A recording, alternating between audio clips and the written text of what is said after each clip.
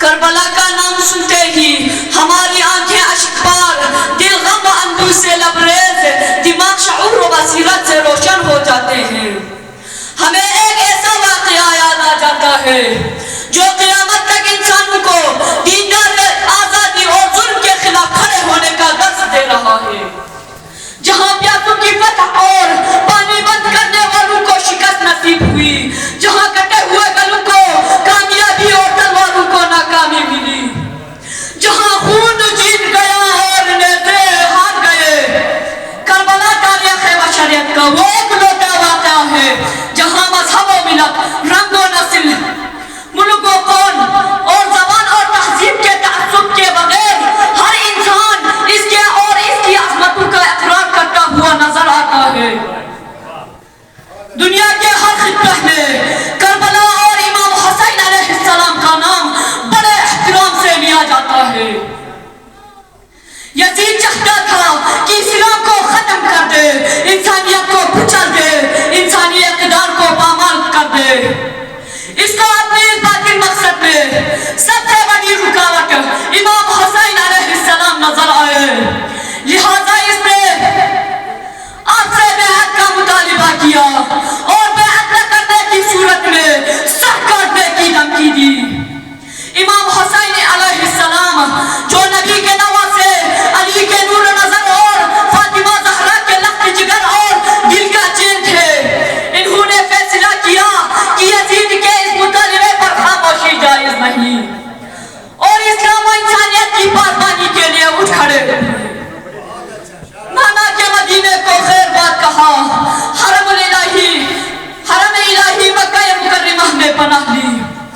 جب یزیدی فوج حرم الہی کی بے حرمتی کے در پہ ہوئی تو پاسبان حرم نے مکہ سے نکل کر 8 ذی الحجہ 60 ہجری کو کوفہ کا رخ کیا، جہاں سے بے شمار افراد نے سینکڑوں بلکہ ہزاروں خطوط لکھ کر اپنی ہدایت کے لیے امام کو مسلسل دعوت دی تھی۔ امام حسین علیہ السلام کا قافلہ 2 محرم الحرام 61 ہجری کو دشت کربلا میں پہنچا، لیکن اللہ نے کمال احتیاط کہ پہلے وہاں کی زمین خریدی، تب قیام کیا تاکہ رہتی دنیا تک کوئی یہ نہ کہہ سکے کہ آپ نے دوسرے کی زمین پر قبضہ کر لیا تھا۔ کربلا میں آپ اور آپ کے باوفا اصحاب کو، گھر والوں کو، حتیٰ کہ کنسن اور ننھے بچوں کو کم سے کم 4 دن کی بھوک اور پیاس برداشت کرنی پڑی، لیکن آپ ظلم و ستم کے سامنے جھکے نہیں۔ نہ محرم الحرام کو لشکر یزید نے حملہ کیا تو فرزند رسول صلی اللہ علیہ وآلہ وسلم نے عبادت اور ذکر خدا کے لیے 1 رات کی مہلت لی۔ 10 محرم الحرام 61 ہجری عاشور کا سورج نکلا تو قربانیوں کا سلسلہ شروع ہوا۔ نماز صبح کے بعد ابن سعد اور اس کے ہزاروں کمانڈروں نے تیر اندازی شروع کر دی، پھر دو بدو جنگ شروع ہو گئی۔ بچے ہوئے اصحاب کے بعد حسین مظلوم کے دل کے ٹکڑوں نے اپنے خون سے دشت کربلا کو گلزار کر دیا۔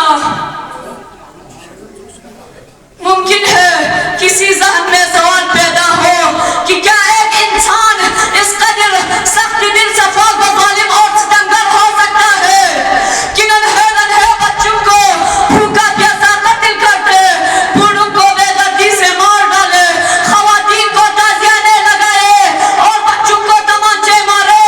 تو اس کا جواب معمار کربلا حضرت ابا عبداللہ الحسین نے اسی کربلا میں دے دیا تھا۔ آپ نے فرمایا ان الناس عبید الدنیا ودین لاف علی السنتهم یحوتونه ما درت معایشهم فاذا محسوا بالبلاء قل الدیانون۔